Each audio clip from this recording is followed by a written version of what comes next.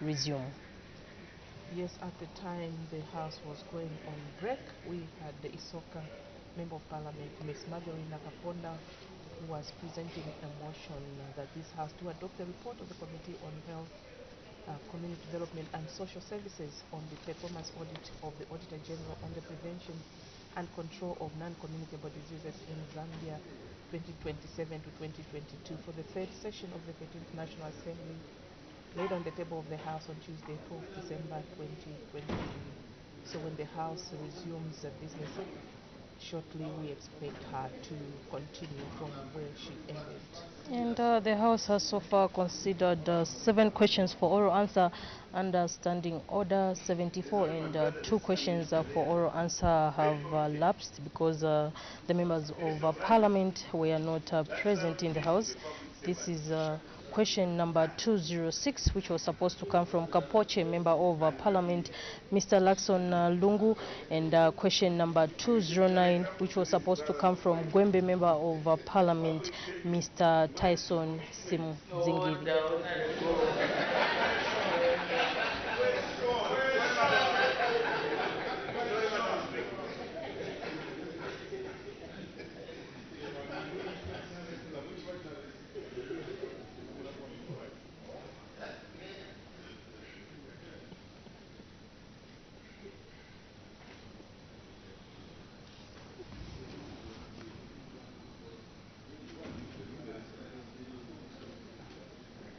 No, please don't leave. We're almost there. You can wait a bit. Honorable Member 4.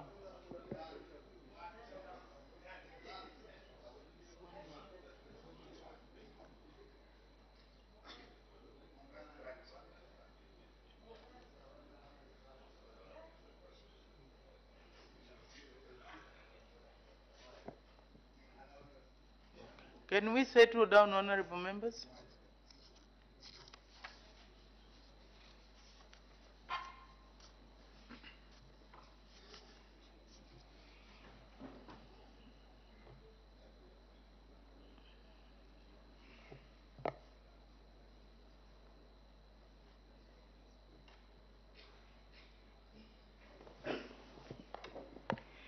When business was suspended, the House was considering the motion moved by the Honorable Member for Isoka that this House do adopt the report of the Committee on Health, Community Development and Social Services on the performance audit report of the Auditor General on the prevention and control of non-communicable diseases in Zambia 2017 to 2022 for the third session of the 13th National Assembly, laid on the table of the House on Tuesday, 12th December 2023.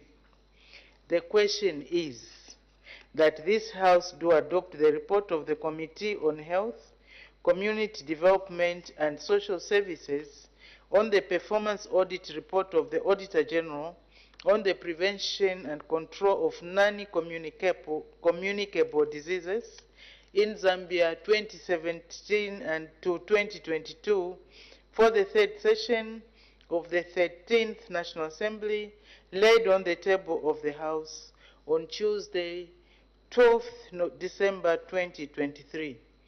Any debate? The Honorable Member for Isoka. Thank you, Madam Speaker. Pursuant to Standing Order 198G of the National Assembly Standing Orders 2021, a parliamentary committee is mandated to consider audit reports referred to it by the Speaker or a resolution of the House. In this regard, the committee was tasked to consider the performance audit report of the Auditor General on the prevention and control of non-communicable diseases in Zambia 2017 to 2022 for the third session of the 13th National Assembly that was referred to it by the House. Madam Speaker, the object of the audit was to assess whether the measures developed by the Ministry of Health for prevention and control of non-communicable diseases in Zambia are efficient and effective. Madam Speaker, allow me to define in simple terms what non-communicable diseases are. They have traditionally been defined as chronic diseases that are non-infectious in nature and include, among others, diseases such as heart disease, hypertension, stroke, diabetes, cancer, and chronic respiratory diseases. Madam Speaker, the rise in cases of non-communicable diseases in Zambia has, over the years, presented an increased health burden, contributing to 27% of deaths of all ages in 2020 and 23% in 2019. This is a major health threat which should be addressed with the seriousness it deserves. Madam Speaker, non-communicable diseases are primarily driven by 4 major risk factors, which include tobacco use, physical inactivity, harmful use of alcohol, and unhealthy diets. The spread of non-communicable diseases, therefore, has over time presented a global crisis affecting all income groups and ages. Madam Speaker, in order to interrogate the issues raised in the performance audit report, the committee sought both written and oral submissions from relevant stakeholders.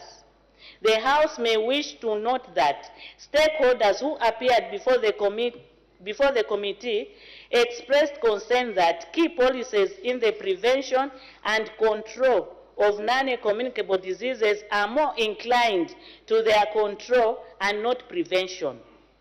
It is therefore the view of the committee that key policies such as the tobacco control, the control of unhealthy diets and physical inactivity, and other policies inclined to the prevention of non-communicable diseases are put in place as a matter of urgency.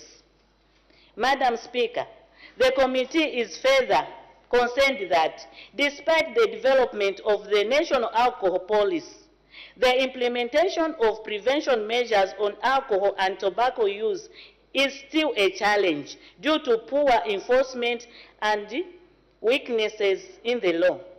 The committee is optimistic that the government will ensure that penalty fees for products that are unharmful to health are stiffened so as to deter would-be offenders. Madam Speaker, another issue of concern to the committee is the abolishment of the non-communicable diseases section and the subsequent merging of the section with the communicable diseases under the disease control section in the Directorate of Public Health and Research. Madam Speaker, the House may note that following the merging of the 2 sections, there has been a reduction in the positions of non-communicable diseases from the already low number of 6 to 4, which is not commensurate to the amount of work. It is in this regard, Madam Speaker, that the committee recommends that the non-communicable diseases section should be a stand-alone in order to ensure effective service delivery. Further, it is the hope of the committee that, going forward, the government will ensure that the prevention and control of non-communicable diseases is prioritized, especially that non-communicable diseases are now a global crisis and that the rate of non-communicable diseases in Zambia is increasing every other year. Madam Speaker, as I conclude, allow me to express the committee's deep appreciation to all stakeholders who tendered both oral and written submissions before it. Lastly, the committee also appreciates your guidance and the services rendered by the Office of the Clerk of the National Assembly during its deliberations. Madam Speaker, I beg to move. I thank you. Thank you very much. Does the seconder wish to speak now or later? Now, Madam Speaker. The Honorable Member for Bahati. Thank you so much, Madam Speaker. Madam Speaker, let me begin by thanking the mover of this motion for the able manner in which she has articulated issues contained in this audit report. Madam Speaker, she's given us the definition of NCDs, which are non-communicable diseases. And what I want to add, Madam Speaker, from that definition is that non-communicable diseases are not caused by infectious agents, but are created by lifestyle factors.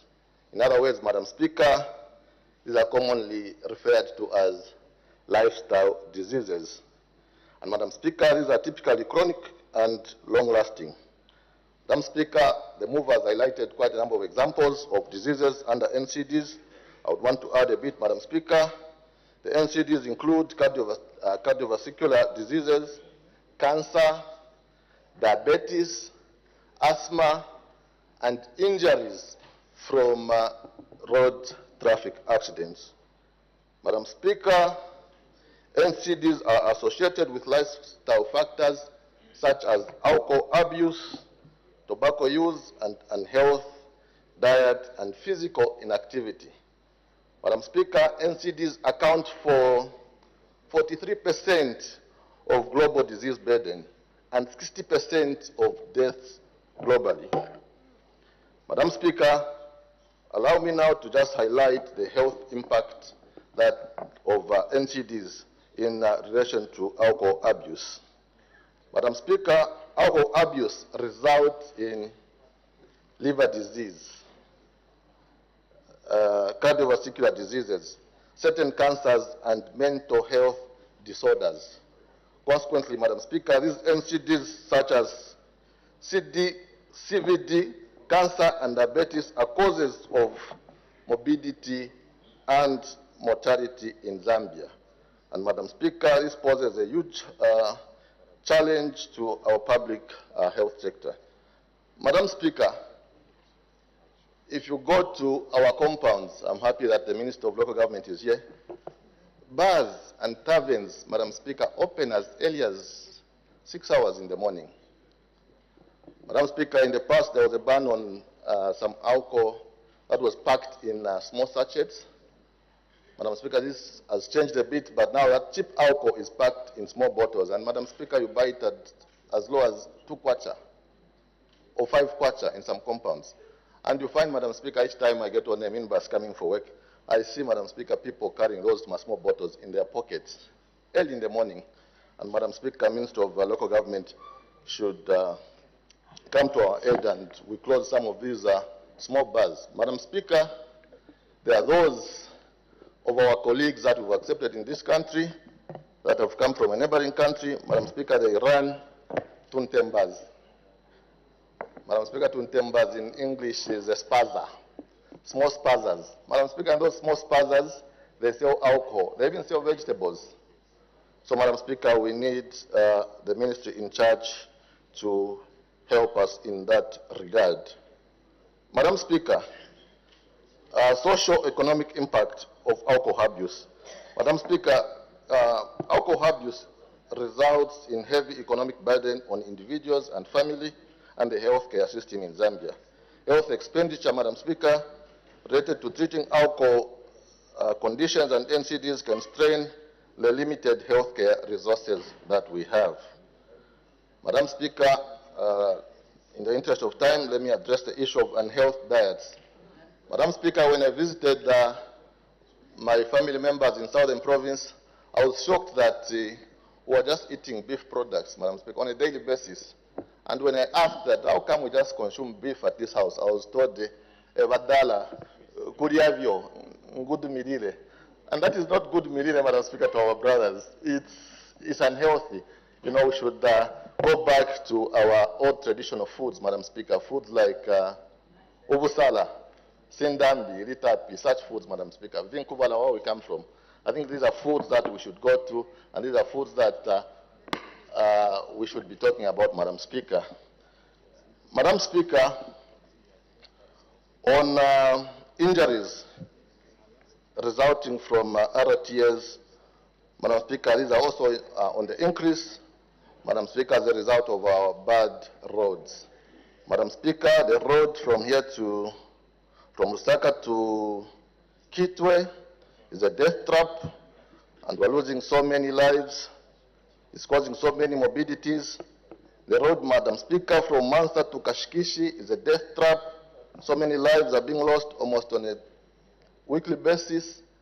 The Tuta Road, Madam Speaker, is another death trap, and we've brought these issues to the Minister in charge of infrastructure, and I hope something will be done so that, Madam Speaker, we can begin to control and prevent some of these NCDs. Madam Speaker, the question that the audit report raised is that to what extent has the Ministry of Health ensured the availability of essential medicines and equipment needed to support and facilitate the control of NCDs in our health facilities. Madam Speaker, cancer is still a big issue. The Cancer Diseases Hospital, I can't see the Minister of Health in here, is still closed. It's not fully operational, parts of it is closed. Equipment is obsolete. I don't know if we've received new equipment yet. And Madam Speaker, we're losing quite a number of people from cancer-related cases. And Madam Speaker, the country is spending huge amounts of money, sending cancer patients abroad. Madam Speaker, tobacco abuse. Madam Speaker, tobacco is one of the substances that is highly abused in this country. And it's for this reason, Madam Speaker, that we're asking as a committee that we should regulate the use of tobacco, and we still await the tobacco control bill. Madam Speaker, with these few words, I beg to second the motion. I thank you. Thank you very much. Any further debate? The Honorable Member for Mansa Central.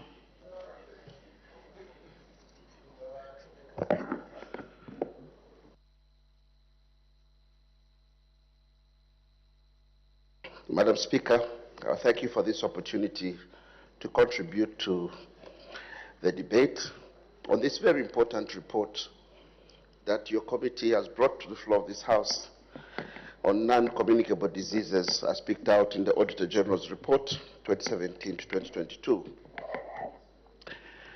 Madam Speaker, Zambia today is confronted by a dual burden of diseases, communicable diseases and non-communicable diseases. And our health system must therefore be configured to address both. It's very important to note that our health information management program system has brought out cardiovascular diseases as the cause, as the highest cause of death in terms of case fatality rate. It is therefore important that we reconfigure our service delivery to ensure that health services are provided across the whole continuum of care. Madam Speaker, it's important to demedicalize health services.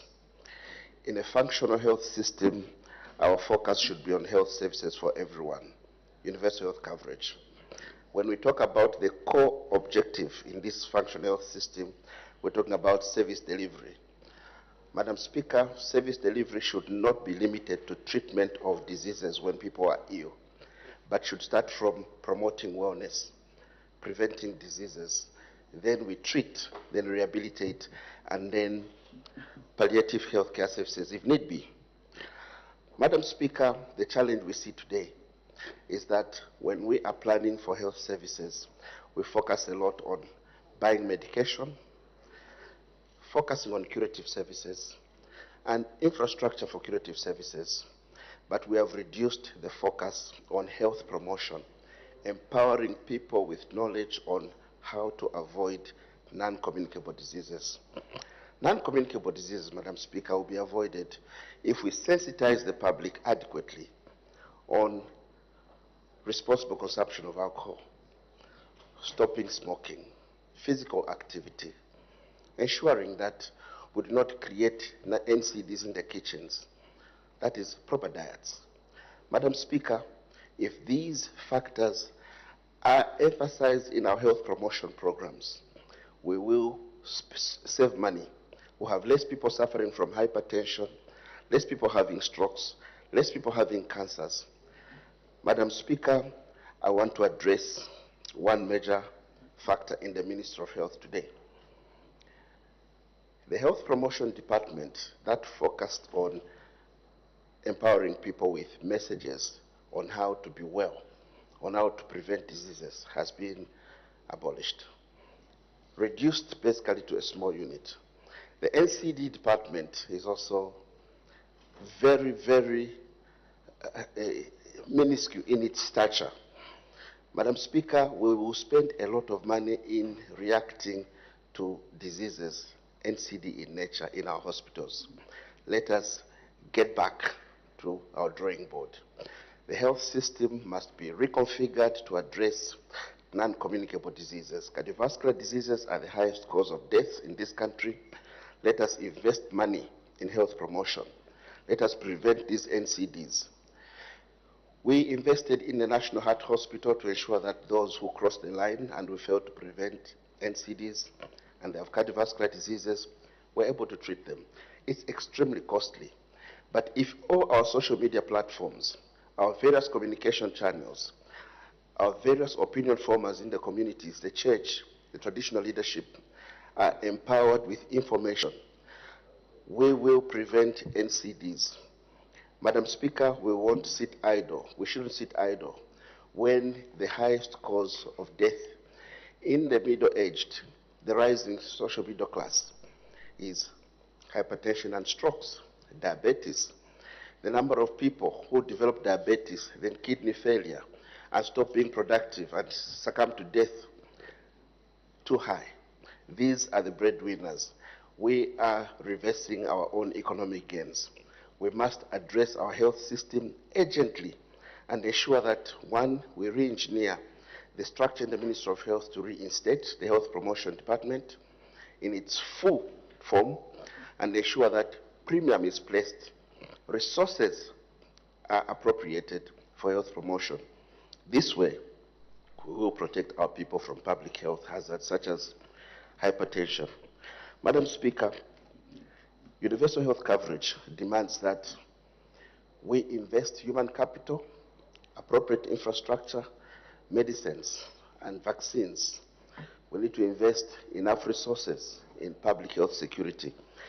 This is all meant to promote health services for everyone. But let us stop thinking health services is about treating in hospitals. Health services is about getting on radio, getting in the villages, in the churches, and empowering people with information on how not to get cancers, how not to get BP or hypertension, how not to get diabetes mellitus. If we respect the information that we adduce from our health information management systems, we'll then have to redo our budget. The 2020 HMIS shows that the number one cause of death in terms of case fatality rate was cardiovascular diseases. If we're speaking to that information, then we would place money in empowering the people with information. I am emphasizing, Madam Speaker, the importance of health promotion and that our budget in the Ministry of Health is not speaking to what is coming out in the in the HMIS report. As I conclude, Madam Speaker, I want to thank the committee for bringing out very important matters on cardiovascular diseases and non-communicable diseases in general. Cancer Disease Hospital. We heard the government has stopped providing radiotherapy services. That is a huge mistake, and it must be stopped, it must be reversed. We must service the equipment that is there and continue providing radiotherapy services immediately. Sending patients to Tanzania or to India is costly, and you only send a few. Let us service that equipment, continue providing radiotherapy services, and in the meantime, ensure that procurement of cancer equipment proceeds as planned, either using money from the budget or from donors or from loan facilities. The number of people dying from cancer is high. We can stop it, and we can stop it now by addressing what is happening at Cancer Disease Hospital now. Madam Speaker, with those remarks, I beg to move. Thank you very much. The Honorable Member for Nkana.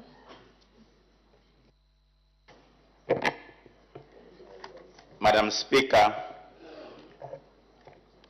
I am not an health expert myself, but permit me to make a few contributions on this subject as produced by the committee. Now, Madam Speaker, communicable diseases are a drain on national resources and also a drawback to the development of this country, because the people that succumb to these communicable diseases are productive citizens that could otherwise have contributed to the development of this country significantly.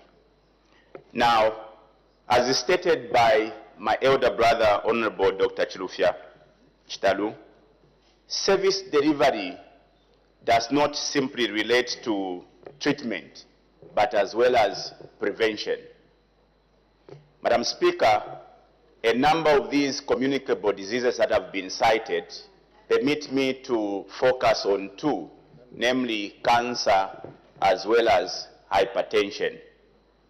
I have been looking out, Madam Speaker, and I have found what the World Health Organization has stated as being the reasons or causes of cancer. And permit me to mention that some of the causes of cancer includes aflatoxin, which is a food contaminant, as well as arsenic, which is a drinking water contaminant. Now, if we are going to focus on preventing diseases such as cancer, we must pay attention to these causes, arsenic and aflatoxin. Madam Speaker, cancer is prevalent today because of the foodstuffs that we are eating. Many years ago, in the wisdom of the late President Mwanawasa, this country decided to set up, the biosafety agency, whose responsibility was to regulate the consumption of GMOs. From that time, a law was enacted to prevent any such foodstuffs being brought into this country. So if we are going to focus on preventing diseases such as cancer, we must go back to what the law states as guided by the Biosafety Agency. Today, there is a report of GMO mealie meal being imported into the country.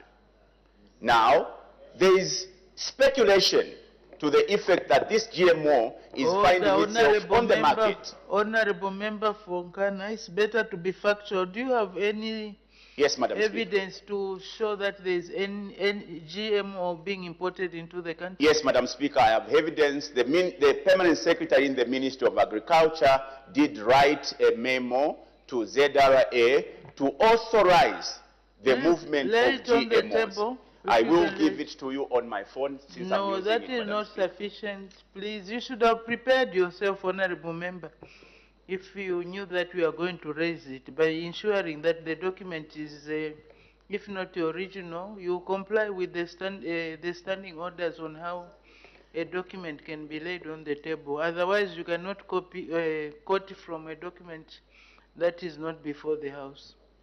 Madam Speaker, I'll do well to prepare such a document, but it must be stated and noted that this information is in public domain, that GMO is moving from South Africa, or that we are not sure whether it is ending up here or it's ending up elsewhere, but the speculation is there.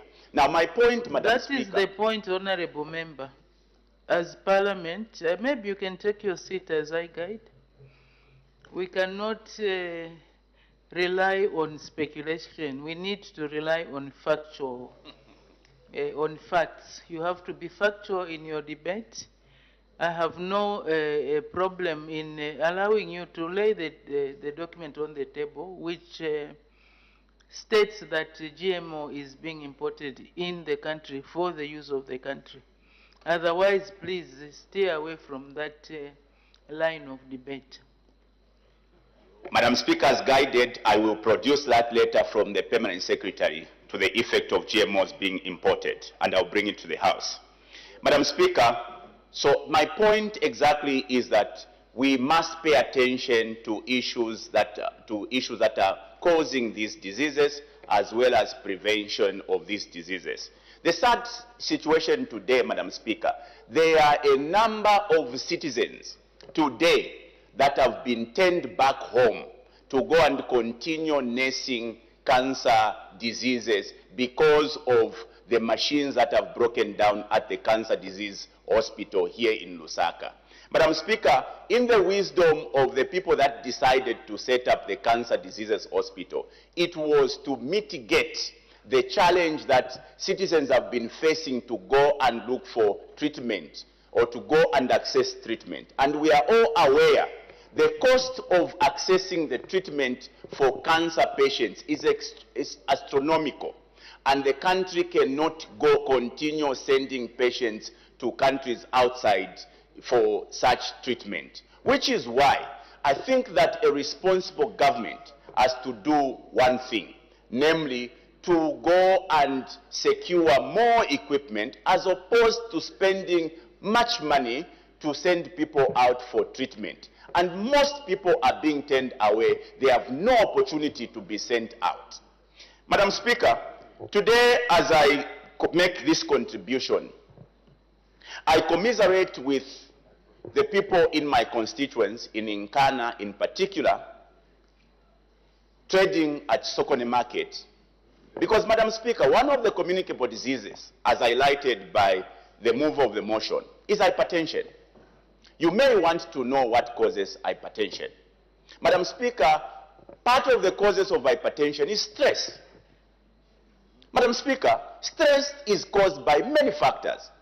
One of the factors that causes stress is loss of jobs, loss of income. Which is why, Madam Speaker, if we are going to focus on prevention, we must ensure that we do not subject people to such as loss of income. The Ministry of Local Government has gone to demolish market shops, or rather shops at Sokone Market, subjecting the poor marketeers at Sokone Market to such anguish. That is causing stress to those marketeers at Sokone Market. In the end, those may succumb to hypertension. A reasonable government would not go to punish people in the manner they've done in Kitwe, Madam Speaker. So when we speak to these challenges that this country is focusing on, responsible people must ensure that we do not allow that which can be avoided. It is evil of the highest order, Madam Speaker, to go and take away the means of livelihood of our people. And we sit here and wonder how these communicable diseases are increasing. And we wonder how we are going to manage treating these diseases when we are the ones who are actually contributing to the rising cases of these same communicable diseases by our reckless actions. Madam Speaker. Is it communicable diseases or non-communicable? Non-communicable diseases, Madam Speaker. Okay. Like I said, I'm not a health expert, so you understand why there will be a slippage in my speech. So, Madam Speaker, I am saying a responsible group of leaders must ensure that we do not embark on reckless decisions that otherwise are going to push our people into the same ditch that we are now contemplating on. How do we end non-communicable diseases? We can end these non-communicable diseases and spare the little resources that this country is spending, sending these patients out for treatment by acting right. There is no way we can continue sending people to India when we can buy equipment or service the equipment at the cancer disease hospital. Madam Speaker, I thank you. Thank you. The Honorable Member for Kabata. Thank you, Madam Speaker, for the opportunity. First of all, Madam Speaker, it becomes very difficult to actually stress your point when you have already seen that doctors like my Honorable Member of Parliament for Massa Central has already delivered his contribution. Madam Speaker, I know that the motion that is actually on the floor of the House is very important. If you look at the number of non-communicable diseases that are actually taking many lives in our country, if you go and look at the statistics at the cancer disease hospital of how many new cases we are having in Zambia, there are way over 12,000 cases that we are receiving annually. Again, if you look at the number of people that are dying from cancer disease, the number again keeps on going up. We have over 7,000 cases. Today, we're talking about diabetes. Diabetes, again, is another non-communicable disease that is actually taking many lives, especially here in Zambia. We never used to hear about such cases in the past, in the 80s and 70s, but due to some lifestyle changes, this is what has resulted now in some of these challenges that we are facing. If you see most of the people that are suffering from diabetes, either they have failed even to control the levels of diabetes in their system. At the end of the day, you find that people now end up suffering from serious renal problems. Others have actually ended up losing their kidneys because of the same. So I believe that there are a number of key factors that we need to look at so that we see how best we can try and prevent these non-communicable diseases. If you go to countries like Japan, today they are not complaining about diabetes. They are not complaining about cancer. They are not complaining about even mental health, because mental health is part of non-communicable disease. We have seen that some of the infrastructures that we have in our health facilities, they are not secluding the people that are living with mental health. They have just brought the people that are living with mental health have been treated in the same way these people with the communicable disease are actually treated. I think we need to differentiate, or we need to separate the two. Like this report states, that the mistake was made when the two were actually clustered together. I think we should have found the best solution of how best we can separate. The issue of lifestyle, Madam Speaker, is something that I feel that we should talk about, because it's everyone who is affected with lifestyle. Others, Madam Speaker, you see how they eat. Eating has become a problem. Eating has become a problem, Madam Speaker. They don't choose. And that's the reason why, Madam Speaker, I feel that even as we are talking about the issues of prevention, we should also look at the issue of controlling. And one of the measures that we can prevent some of these issues like diabetes is to come up with legislation that will encourage the Ministry of Finance to bring some taxes. Like, for instance, sugar, all sugar products should be taxed, heavily taxed, so that we try and minimize on cases of diabetes, Madam. So we have seen it in other countries, Madam Speaker. If you go to UK, in UK, Madam Speaker, there's a tax on all sugar products. And I believe that this is what we need to do for us to start preventing some of these diseases. If you go, Madam Speaker, every time, I have even seen it, even here, Madam Speaker, whenever we go for lunch, you find how people are abusing salt. Sodium chloride, Madam Speaker. They don't know that sodium chloride is actually a health product in our bodies. Those who have a tendency of wanting to add the salt, uncooked salt, that is very bad to your health. You need to stop and allow yourself to start eating cooked salt. Madam Speaker, the other issue that I want to talk about is the issue of exercising.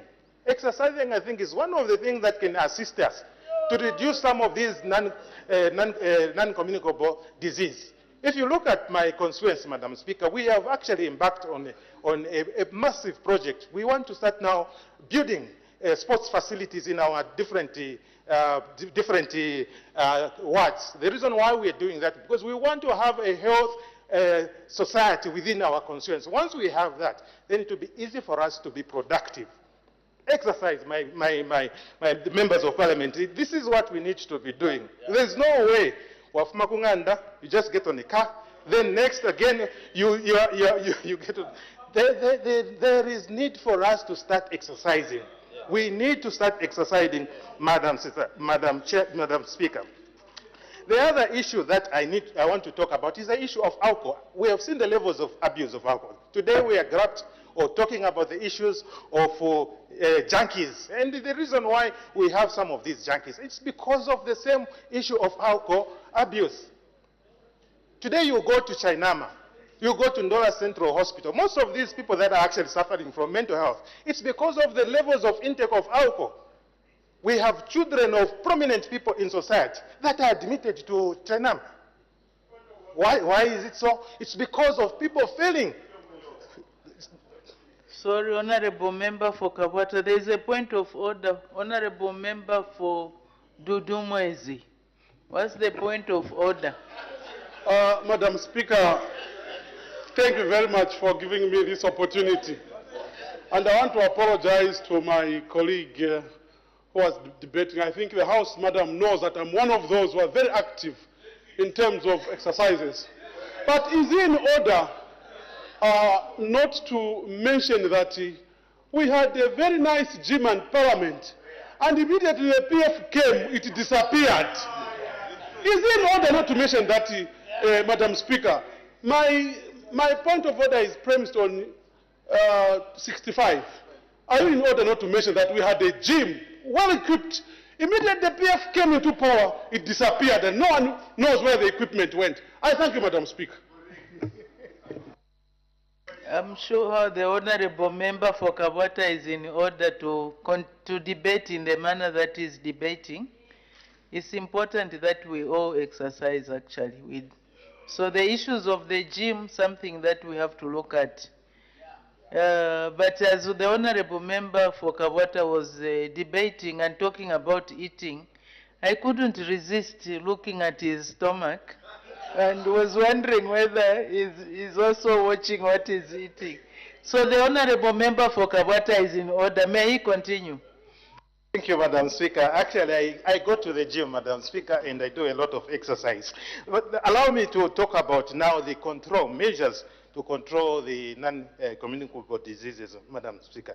I feel that there's need for the government to invest a lot in the health sector, especially when it comes to the screening, regular screening of patients. This is what we need to see. Because you see, sometimes people tend to delay to screen some of these problems, some of these diseases that we're talking about.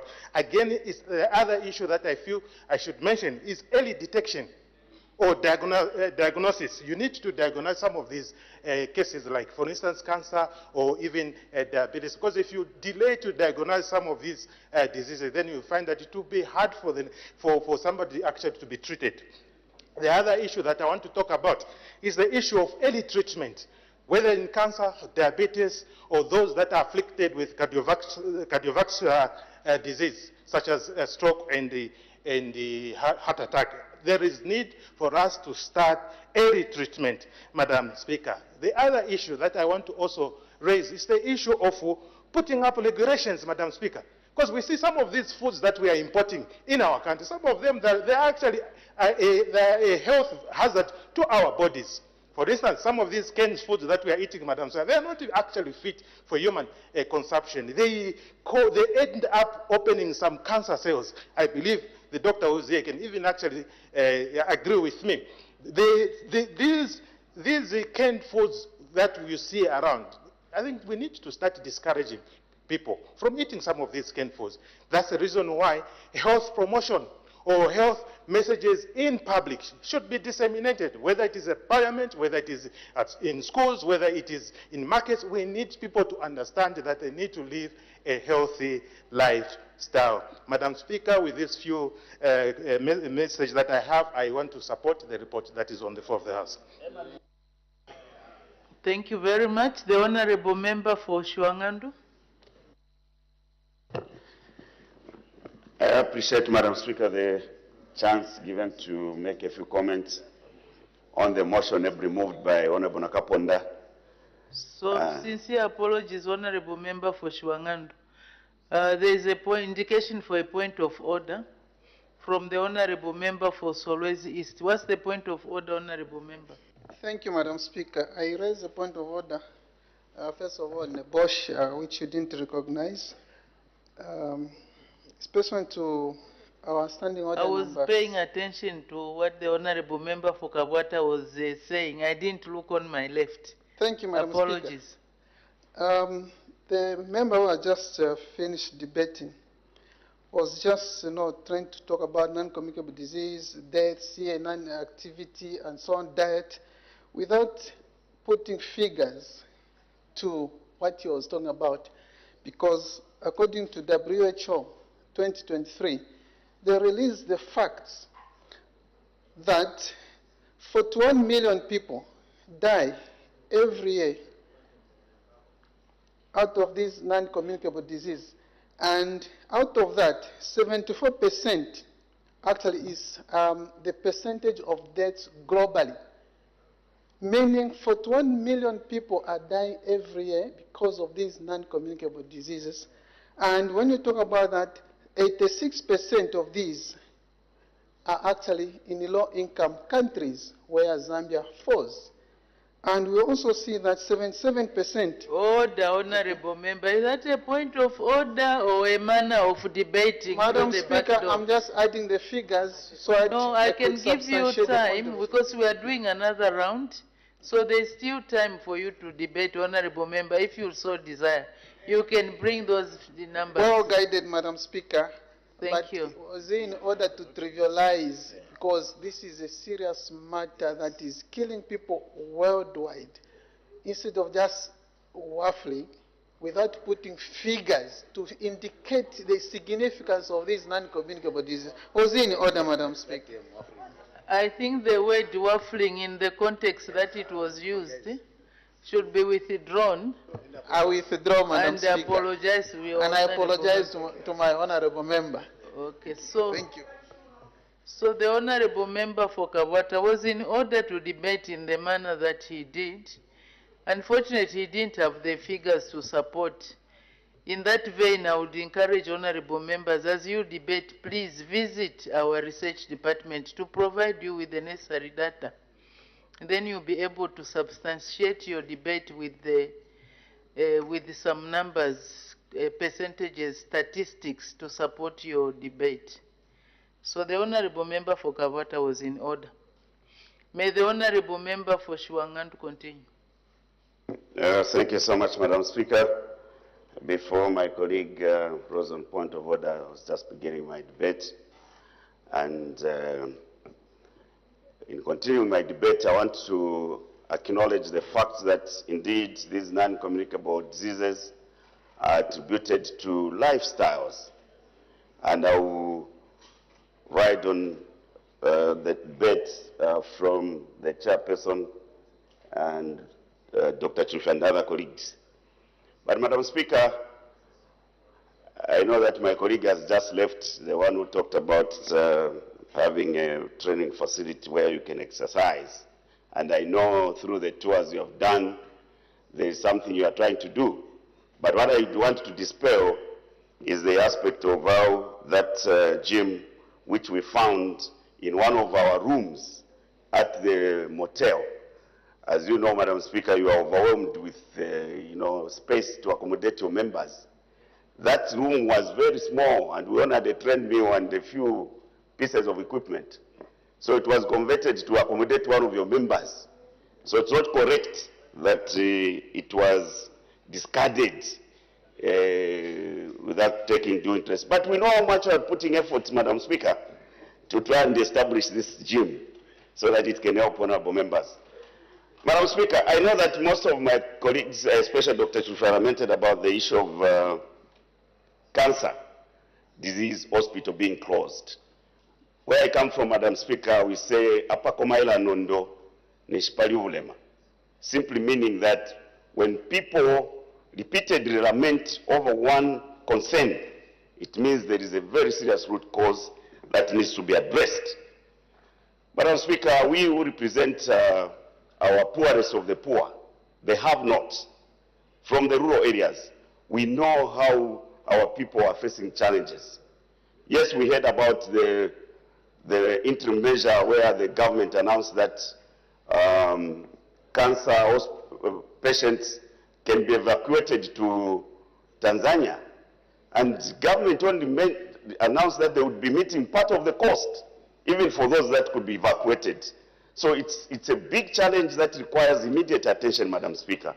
And like my colleague from Kawata stated, although he didn't cite figures, the numbers of cancer patients are waiting to be attended to is quite high. So we need something to be done. We can't really have a hospital with dysfunctional equipment. And that should be a reason for us to start evacuating our patients to Tanzania and other countries. It's not acceptable, Madam Speaker. And like I said, universal health coverage means the haves and the have-nots must have access to health. And those of us who represent the poorest of the poor are very concerned, Madam Speaker. So we want the Minister of Health to do something urgently on this issue of the closed cancer hospital. Madam Speaker, the issue of alcohol abuse, this matter requires concerted efforts. It requires local government to take a keen interest in what is happening. Because some of the alcohol that are being sold on the market, Madam Speaker, are being manufactured in the backyards of people's houses. We saw one honorable minister, I think minister from water, whose constituency is Munali, pouncing on some people he found manufacturing these alcohol. So it's a matter of serious concern, Madam Speaker. You see your people walking like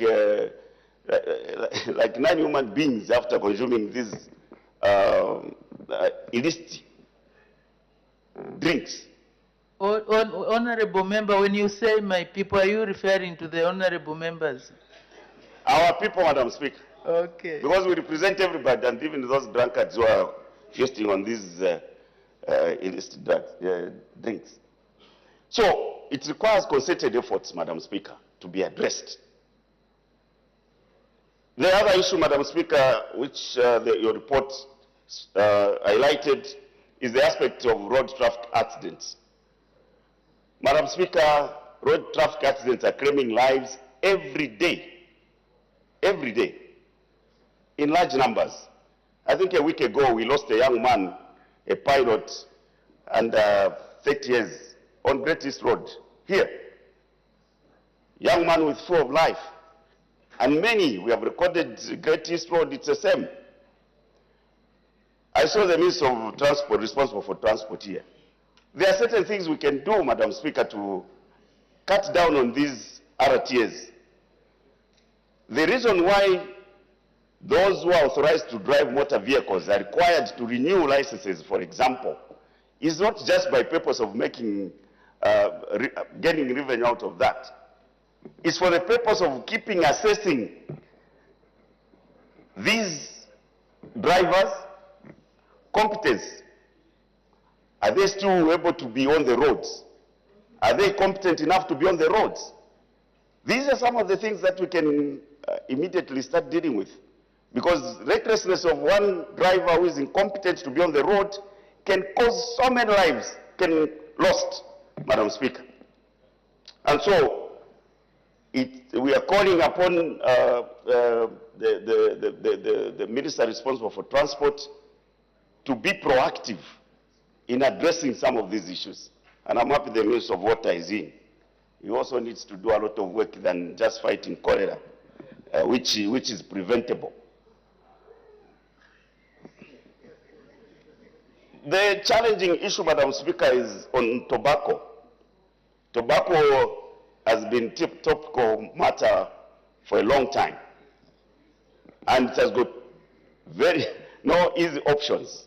While on one hand, the campaigns can be effective to to discourage people from consuming tobacco. On one hand, it's providing livelihoods. It's business for many people. So we need to strike a balance all the time. But at the end of the day, the health of our people should be prioritized. In conclusion, Madam Speaker, I will just go back to the issue of the cancer hospital. When I'm acting Minister of Health, you must take this matter seriously. Because your people there, even if you took a tour from here, take a tour, go and engage our technical experts there, and just look at the equipment that is dysfunctional, and ask the number of people that are waiting, that are on the waiting list from different provinces. All of us here, members of parliament, if you ask, we can give you statistics of people who are waiting. But we can't help them. We don't have the means. So do something, Honorable Minister, so that our people can start accessing the therapy treatment from that hospital. Madam Speaker, thank you. Thank you very much. The Honorable Member for Solwezi East, are you able to come up with your statistics? Or you have not? I've withdrawn, Madam Speaker. The Honorable Member for Lundazi. Maybe you didn't have statistics. Thank you, Madam Speaker, for giving the good people of Lundazi a chance to add their voice to this very good report, which has been ably moved by Honorable Member for Isoka. Madam Speaker, these non-communicable diseases are affecting children even as young as 5 years old. Today, a 5-year-old, you hear that they have diabetes. A 10-year-old, you hear that they have blood pressure, high blood pressure. It is not leaving anyone. Hence, it is affecting both the rural and also the urban communities. Madam Speaker, some of the causes which have been listed by our colleagues who are in the committee is the abuse of alcohol. Madam Speaker, I'm coming from a community in Lundazi where we have these motorbikes. Madam Speaker, every day we are reporting an RTA on motorbikes. In Chipata today, Madam Speaker, there is even a ward at Chipata General Hospital which is being called Gatoma Ward, named after a brand of motorbikes. The people who are using motorbikes, most of them, they are drunk, and at the end of the day, they carry passengers. The worst of it all, Madam Speaker, is that every day, if it's in my constituency in Lundazi, we have lost a lot of people. There is need for the government to look at some of these non-communicable diseases, especially in rural areas where there is rampant abuse of alcohol. Madam Speaker, it is sad that a long time ago they would make this beer which would take even 7 days to get ready. But today, readily available, there are some brands such as Imbama, where a child will be talking to him within few minutes, he just turns on the other side, he comes back, he's drunk, and he can't even recognize where he's going. These, Madam Speaker, are products which are supposed to be banned because there is no way a 5-kwacha can be taking a life of a child. Madam Speaker, if we talk about suicide cases, especially in remote areas, some of them, even the police, are not even able to go, and they'll just tell us to say, go ahead and bury, because now they have known that alcohol abuse in our communities is leading to some of the deaths. When we talk about mental issues, Madam Speaker, these issues, most of them are coming out of this alcohol abuse. Some of the children whom we are keeping, even ourselves, we are failing to manage them because of this alcohol abuse. And you'll find that a lot of mental issues, even today, a body is passing from a university in Ndola going to Lundazi of a boy who died, and he committed suicide. And my constituency is mourning because here is a child who is in university, parents are looking up to them, but alas, due to some of these challenges which our children are failing, they are ending up using alcohol and they are dying. Madam Speaker, the other issue that I wish to bring to the fore on the floor of this House is the issue of lack of physical education in our schools. You'll find that most of the schools today, physical education is no longer being undertaken. There is need for the Ministry of Education to bring it to the attention of each and every school to make sure that they are undertaking some of these physical education. There is no way a child can learn from Monday to Friday and physical education is not part of it. If it's in secondary schools, it is learning, learning, and learning. And we know that too much of one thing usually leads to a lot of distraction. Our community is not active, including some of us members of parliament. We are not even able to do any of the physical sports today, which is quite sad. We have done a lot of benchmarks, and we know that in some of the parliamentary buildings on the first or third floor, they'll be having a gym. And after doing all this work which we have done, would still go back and do some of the physical education. Madam Speaker, the use of nicotine, which is found in tobacco, it is high, especially in our constituencies. In my constituency, Lundazi, Madam Speaker, a lot of tobacco is being grown at each and every farm. It is not only causing the climate change, but the people are also consuming the same. Whilst we are looking for forex, whilst we are looking for taxes, there is need for the communities to be sensitized on the abuse of tobacco. It is really bad, and it is really affecting most of our people in our constituencies. Madam Speaker, the myth of using insunko, this, tobacco which women are sniffing, they are using it, and there is a myth to say, no, if you are using this, your temperature is going to get higher. I don't know. There is this misinformation which needs to be corrected. Madam Speaker, it is a challenge such that this Insunko issue is everywhere, and in our communities we always copy whatever we hear from others, and we do not even have scientific proof to the effect that Insunko can be able to enhance a body of a woman. So, Madam Speaker, using your floor, with your permission, there is need that women, we also look out on our health. Because when we go to the cancer diseases hospital, there are no medicines, and at the end of the day, the government is losing a lot of money to treat us when we go outside. The only thing I can say, Madam Speaker, is that this topic has come at the right time so that we can be able to speak to our people out there. The people of Lundazi submit and say they are in support of this report. I submit, Madam Speaker.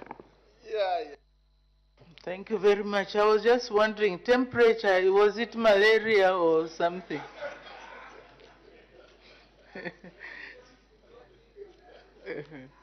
Wow. I think we need to sensitize a lot of, we have to go on sensitization. The Honorable Acting Minister of Health can respond. Thank you very much, Madam Speaker, and thank you very much, honorable members that have debated on this motion. Madam Speaker, I wish to thank your Committee on Health, Community Development and Social Services for the detailed report, and I also want to acknowledge the valuable observation and recommendation made by your committee. I further want to thank you. I further want to thank also the Auditor General for selecting this very important topic, which focuses on the prevention Also, I've thanked you, Honorable Kampiongo. And also the control of non-communicable diseases in NCD in Zambia from 2017 to 2020. It was said in good. He didn't mean anything. The minister didn't mean anything. Oh, there is a point of order. Oh, sorry, there is an indication for a point of order. Yes, Madam Speaker. What's the point of order? Madam Speaker, the point of order I'm raising is on the Honorable Minister of Water, who is just drinking water there. I'm sitting here quietly, Madam Speaker, listening to the Acting Minister of Health. He has just arrived and I don't know whether he's brought water from his ministry. And he's threatening me here when I'm sitting peacefully. I seek your protection, Madam Speaker. Is it in order to just arrive and start threatening me while I'm sitting here, listening to the Honorable Acting Minister of Health, as he responding?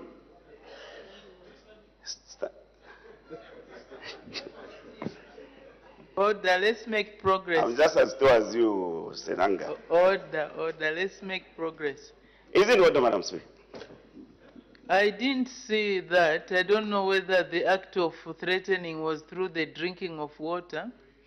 I recall that as the Honorable Member for Shwangandu was debating, he did mention to or refer to the Minister of Water that he should provide clean water. Maybe that's why he was drinking water, to show that the water is clean. So I think he was just drinking his water. So it's in order to drink the water. Maybe the body will stabilize and become cooler instead of being hot. May the Honorable Acting Minister continue. Thank you very much, Madam Speaker. Madam Speaker, Zambia, like other countries, is now experiencing a shift from communicable diseases to non-communicable diseases, and the most prevalent are cancer, diabetes, hypertension, chronic respiratory conditions. Madam Speaker, I would like to thank you. Madam Speaker, I would like to thank the mover of this motion, and indeed the government through the Ministry of Health is now ready to finalize the second multi-sectoral non-communicable diseases control strategic plan. And all the issues that have been highlighted, Madam Speaker, will be addressed. And most of them have been captured in this strategic plan. Madam Speaker, the key areas of concern highlighted in the report include, among others, 1, control of modified risk factors of NCDs, such as lack of physical activities, which most of the people are saying here. And it has to start with us. Honorable Dr. Chirufia has mentioned that we need to promote these things. We should pay attention in promotion in a form of sensitizing our communities. And it has to start with us as Member of Parliament. We must be the role models in our constituencies so that our communities can learn something from us. Madam Speaker, poor diet is one of the issues. Use of tobacco, harmful use of alcohol. Alcohol. Alcohol, we need to demonstrate us, politicians. Because we are the same people, again, promoting buying of alcohol to our youths. So it has to start with us. That's the lifestyle we are talking about.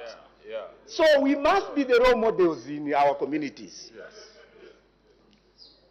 Madam Speaker,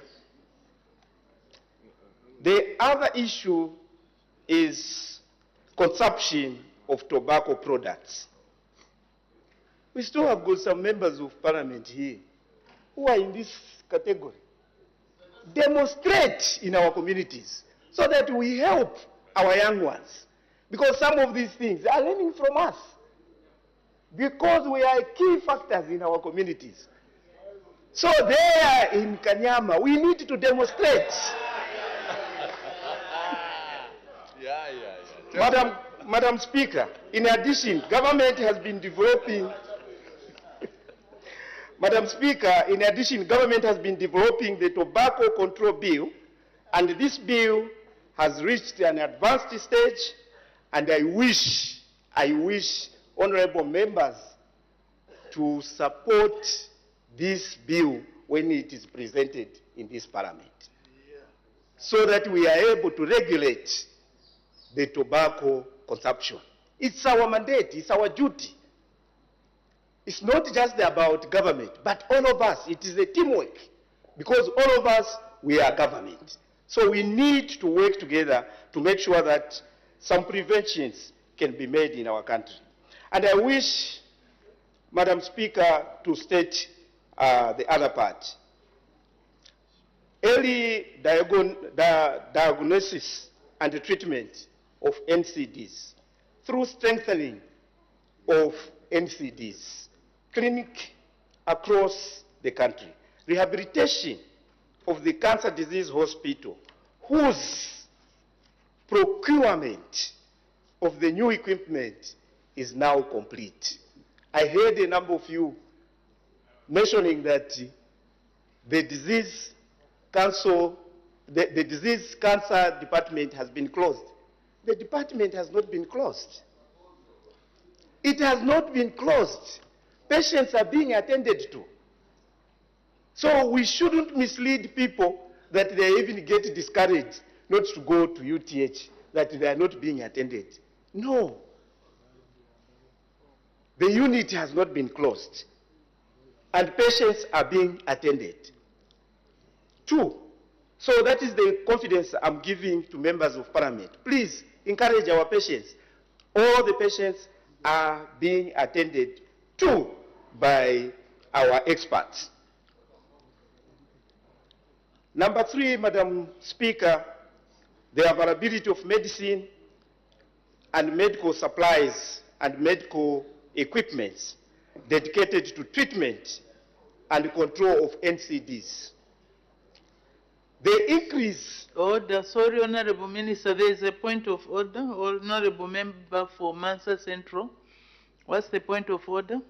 Madam Speaker, for the sake of the Hansard, I just wanted the Honorable Acting Minister of Health to ensure that he corrects what he said when he said all patients at Cancer Disease Hospital are being attended to.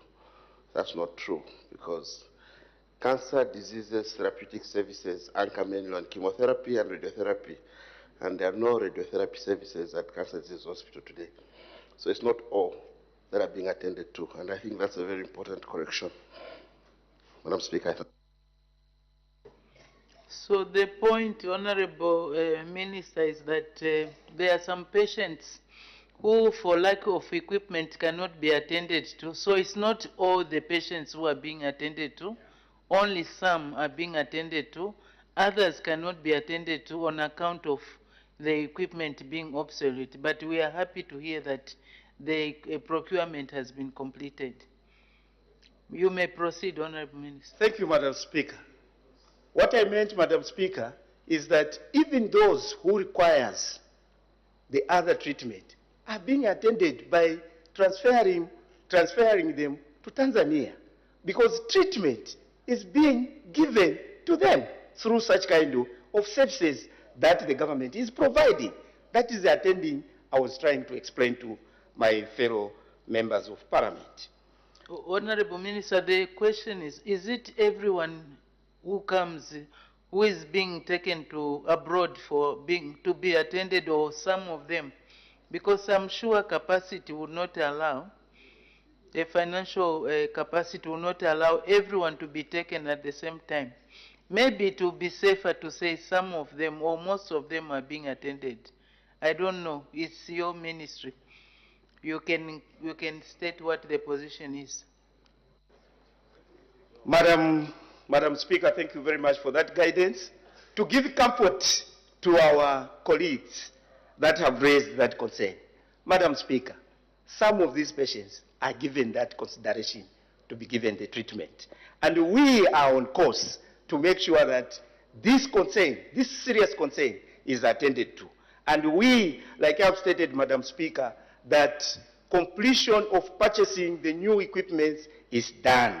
And we, I want to assure us that by October, the unit will be fully operational. And also, Madam Speaker, through the commitment of this administration, we are also going to operationalize the Ndola Cancer Hospital unit. So this gives you confidence that we are on course to respond to these concerns that you have raised. Madam Speaker, the increase also in the workforce to include NCD's personnel, at all levels of healthcare. And also, number 5, Madam Speaker, the ICT support needed to strengthen the data acquisition and incorporation into the health management information system and all NCD's requisites, including National Cancer Registry. Madam Speaker, as I conclude, may I wish to take this opportunity to state that according to the World Health Organization, NDCs are chronic diseases that are not passed from person to person. They are of long duration and generally slow progression. The main types of NCDs, shares modified behavioral risk factors such as tobacco, like I stated, and health diet, lack of physical activity, and harmful use of alcohol, which leads to raised blood pressure, overweight, and obesity. I think these are some of the things we need to take in consideration that we need to demonstrate. Madam Speaker, we, like I've stated, we need to demonstrate in our communities. Madam Speaker,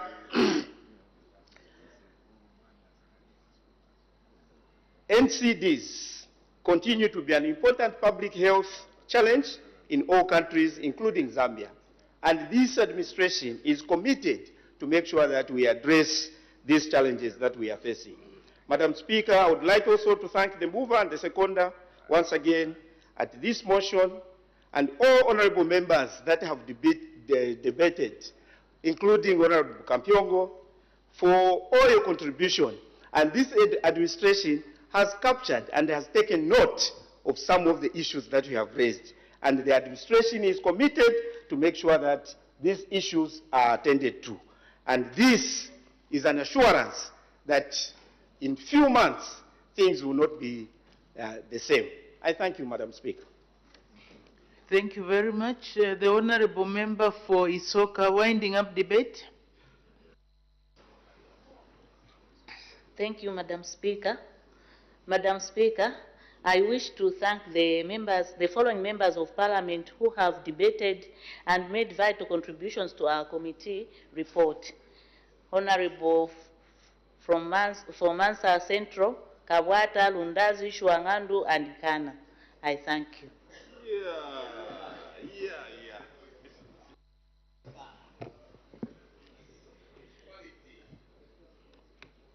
I put the question.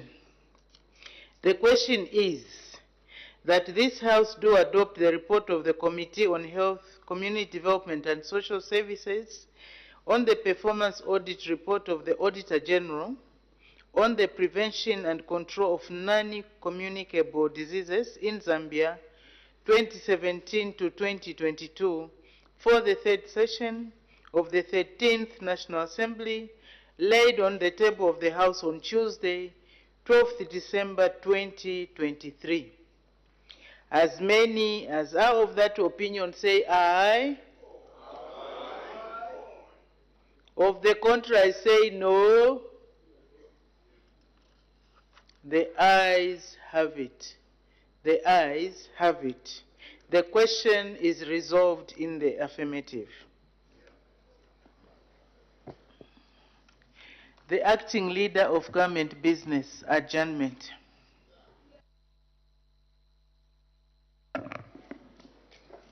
Madam Speaker, I beg to move that the House do now adjourn.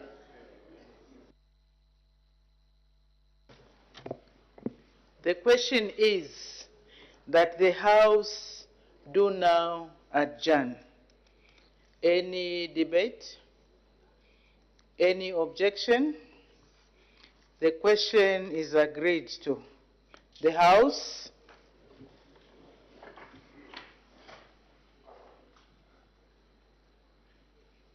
is now adjourned.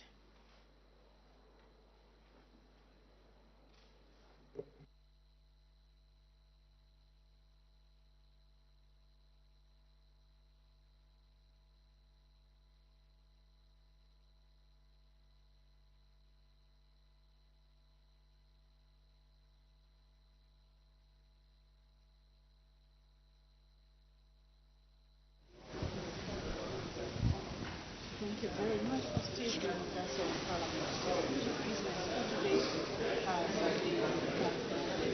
The House adopted the report that was submitted by the Member of Parliament, Ms. Nakaponda, and this is the report of the House who adopted the report of the Committee on Health, Community Development and Social Services, and the performance audit report of the Auditor General of the Prevention of London Zambia in 2017-2022 for the third session of the National Assembly, laid on the table of the House on the 16th of December 2023, and this motion was seconded by Before we end our live transmission for today, we look at what has been discussed on the floor. When business resumed at 09 hours, Madam Speaker did make 2 announcements. In the first announcement, she informed the House that she had received communication to the effect that in the absence of Her Honor the Vice President, who is attending to other government business, the Minister of Finance and National Planning, Honorable Dr. Stumbeko Msokotwane MP, has been appointed acting leader of government business in the House from today, 16 February 2024, until further notice. And another announcement, the Honorable Madam Speaker informed the House that in March 2023, the Standing Orders Committee resolved to establish a parliamentary training institute, and this is in line with pillar number 1 of the National Assembly of Zambia strategic plan in 2022 to 2026, which focuses on enhancing capacity of members of parliament and staff in contributing towards the attainment of the institution's constitutional mandate. She said that in this regard, an orientation meeting for all members of parliament has been scheduled for Monday, 19 February 2024, and that the objective of the meeting is to create awareness on the establishment of the institute. She therefore informed the members that a virtual meeting is going to be held on Monday, starting at 10 hours, and that the login credentials would be made available in due course. She also urged all honorable members of parliament to participate in the orientation meeting. After those 2 announcements, the House went on to consider 7 questions for oral answer under Standing Order 74, and 2 questions lapsed because the members of parliament were not present in the House. So just now we look at some of the questions that have been considered on the floor of the House. Question number 203 did come from FEIRA member of parliament, Mr. Emmanuel Tembo, and he directed his question to the Minister of Education. He wanted to find out whether the government has any plans to revise the education curriculum from early childhood education to university level so as to include information on the value and role of the following natural resources to the development of the country. That's copper, gold, uranium, cobalt, and manganese. And so according to the minister's response, he did say that government is in the process of revising the education curriculum from early childhood education to university level. And in the B part of the question, the Member of Parliament wanted to find out if so when the plans will be implemented, and the Minister responded that the review process has commenced with the internal and external evaluation of the existing curriculum 2023 to ascertain what worked, what did not, why, and to determine what should be modified. And one of the questions also was question 204, which came from Consulting Member of Parliament, Mr. Kalamu Kosa. And this question was directed to the Minister of Infrastructure, Housing and Urban Development. And in this second part of the question, he wanted to know when the carrying of the Chinsali Milansoro Road in Chinsali district will be completed. And second part of the question, he wanted to know what has caused the delay in completing the project. And if so, in the last part of the project, when the what the contract sum for the project is.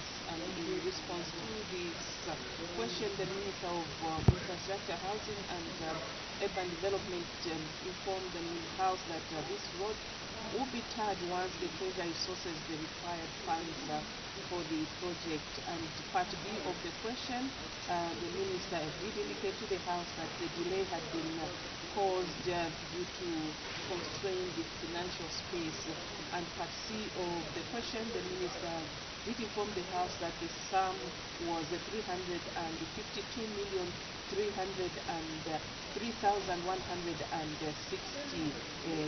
million kwacha, which was required. And he said, however, due to the funding constraints, the sum had since been revised to 855,215,846 kwacha.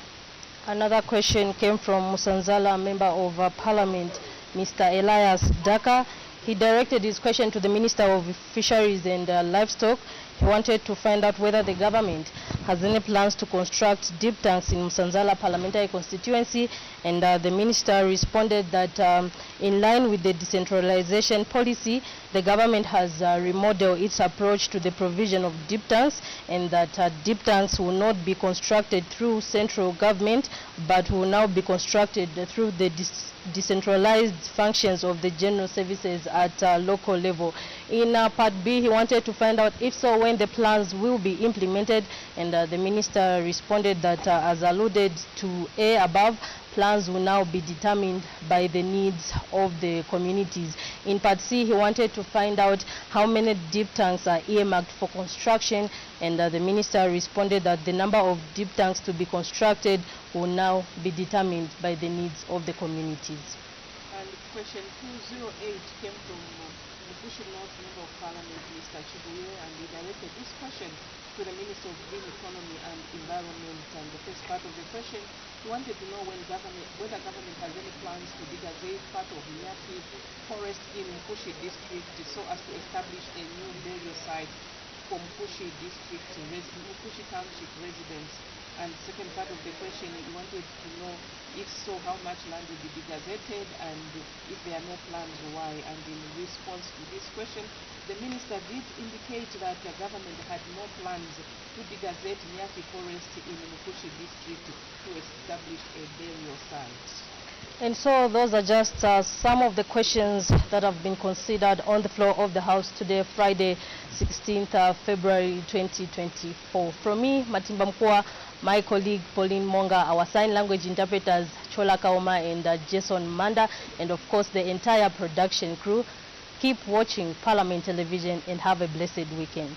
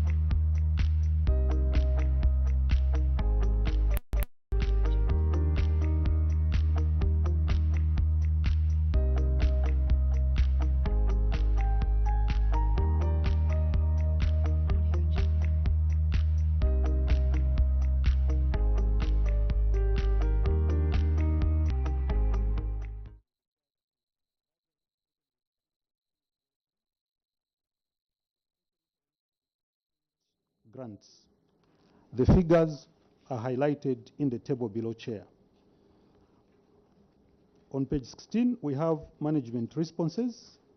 And Chair, allow me to take you to page 17 on action taken. We have intensified the sensitization on the importance of education, i.e. completing of their secondary school education and acquiring skills in order to better their livelihoods. This was done in order to increase the assimilation levels. Chair, refer to the table below on the status of bursary secondary schools and skills development as highlighted. On the remedial measures, Chair, management will ensure full and continuous engagement with the community on the importance and benefits of assimilating the two components. In conclusion, Chair, we would like to thank you for allowing us to appear before your committee. Chair, thank you very much. Thank you very much, honorable members. Honorable Shakafuswa. Chair, we can start with the last one on page 17.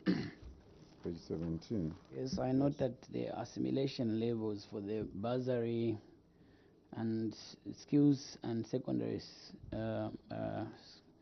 skills boarding grants were very low. And as at now, we can see that you have a balance of 3.4.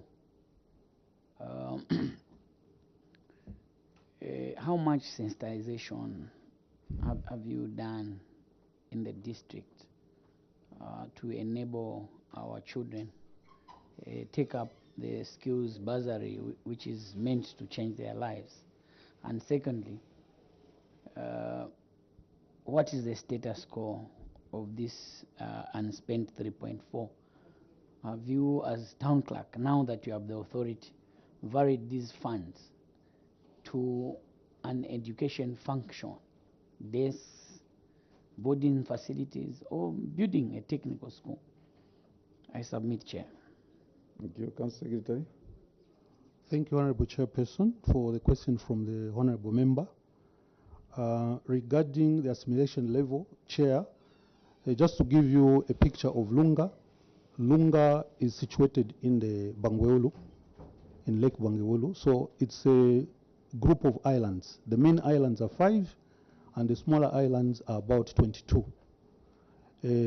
Although movements are very difficult in Lunga and very expensive, Chair, we've endeavored to go out and sensitize the communities, both on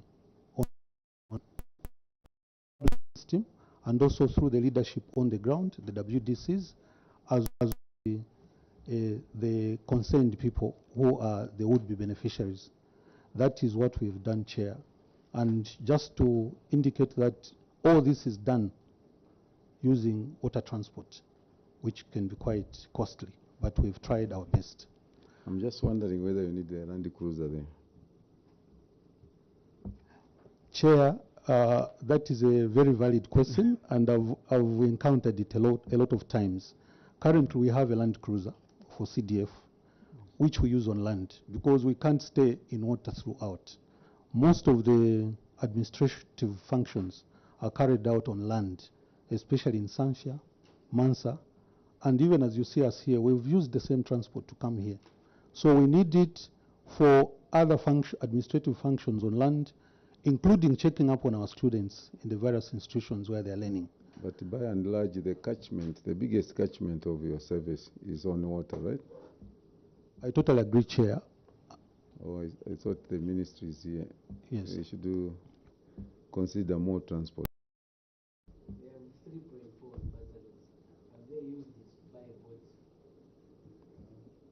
Thank you, Chair. Yes. As we speak now, we have an advert that is running for the procurement of 3 marine equipment, that is boats. Okay. 2 for health and 1 for monitoring. Oh, that's beautiful. Thank you, Chair. That's beautiful. All right, honorable members. Yes. Thank you so much, Chair. Yes, on page 13. Page 13.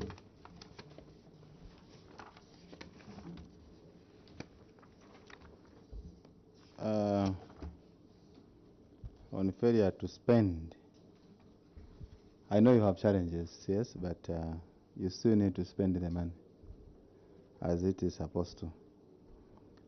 I can see there you have a total amount of the amount allocation 12.8 million. Amount spent is 0 kwacha. Okay, the variance is 12.8. Then number projects brought forward 0. Number of approved projects 10. Then the number of projects completed 0. Number of work in progress 0. Yes, I know you have outlined the challenges here, but you still need to implement these projects. Chair, I've gone again to Appendix 5. I've been able to find some completed projects here. Okay, they are shown here, nice color pictures, but here it is showing that Appendix 12. Appendix 5. Here it is showing that number of completed projects 0. Can you please explain something on this disparity? I submit. Council Secretary. Thank you, Chair.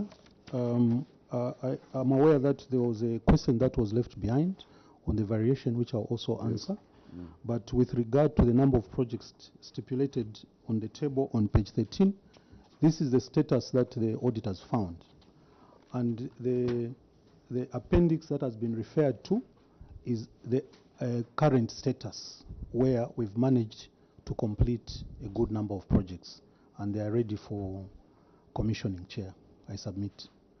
And then on the issue of the variation, Chair, if you refer to Appendix 4, I believe.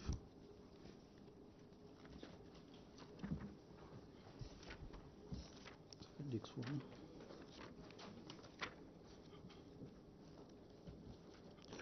Appendix 4, Chair. There is a table there. I believe it must be the first one, where we've highlighted Appendix 4. Appendix 4 and Appendix 4, Chair. The first page on Appendix 4. We've highlighted, Chair, there a total figure of 9,078,014 kwacha and 23 ngwe.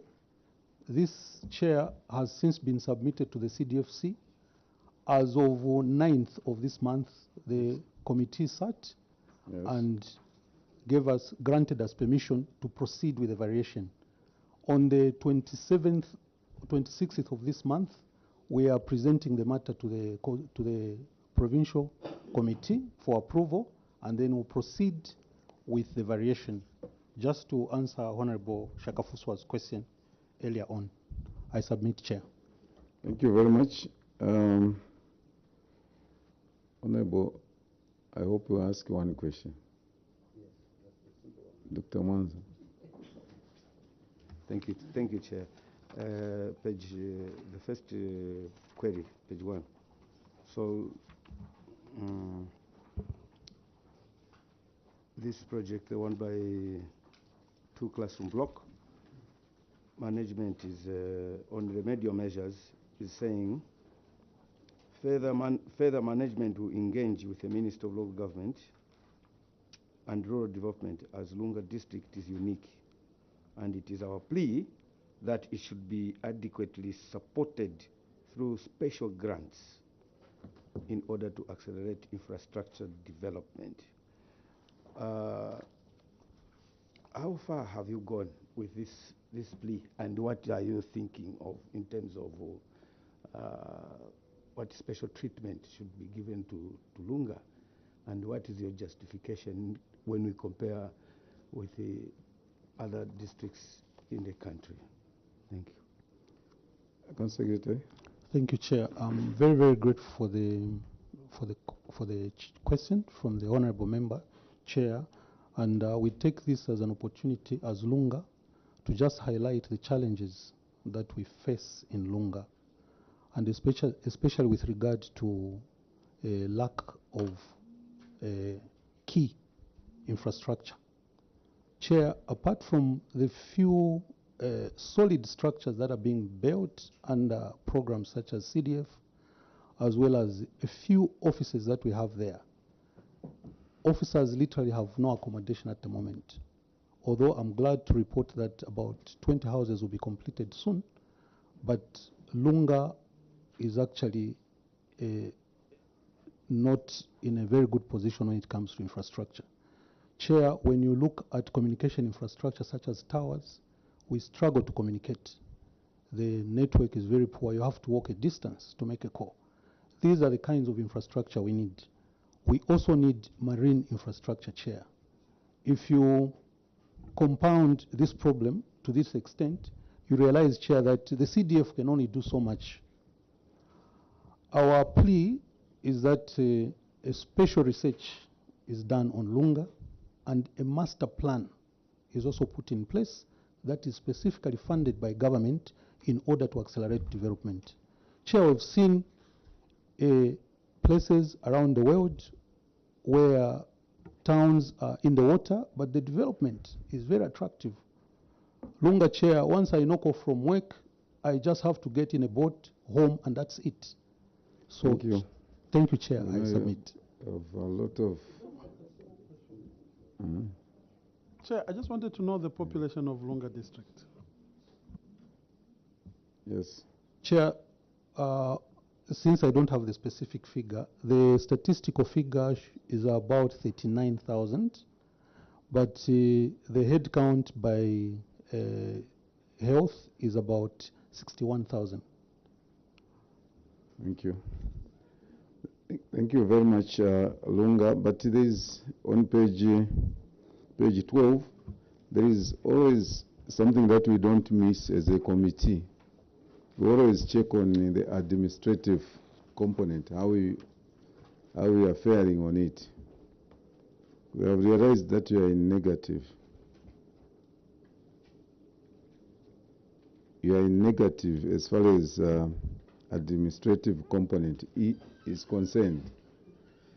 This is one area that we concentrate, we check all the time. But we appreciate what is obtaining from Lunga, and we want you to continue working hard.